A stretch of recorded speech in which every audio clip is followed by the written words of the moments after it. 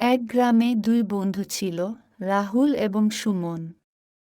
তারা ছোটবেলা থেকেই একসঙ্গে বড় হয়েছিল এবং তাদের বন্ধুত্ব ছিল সকলের জন্য উদাহরণ।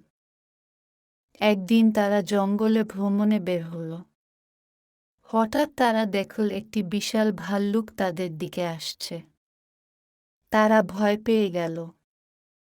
রাহুল, যিনি গাছে চড়তে জানতেন, সঙ্গে সঙ্গে একটি গাছে চড়ে বসলেন। কিন্তু সুমন গাছে চড়তে জানতেন না। তিনি ভেবে দেখলেন ভাল্লুক মরা মানুষকে আক্রমণ করে না। তাই তিনি মাটিতে শুয়ে পড়ে মরে যাওয়ার ভান করলেন। ভাল্লুকটি এসে সুমনকে শুঁকতে লাগল এবং ভাবল সে মরে গেছে। ভাল্লুকটি কিছুক্ষণ শুকে চলে গেল।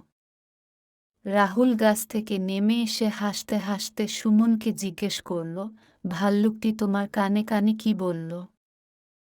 সুমন শান্তভাবে জবাব দিল, ভাল্লুকটি বলল, যিনি বিপদের সময় তোমাকে ফেলে যায়, তিনি প্রকৃত বন্ধু নয়।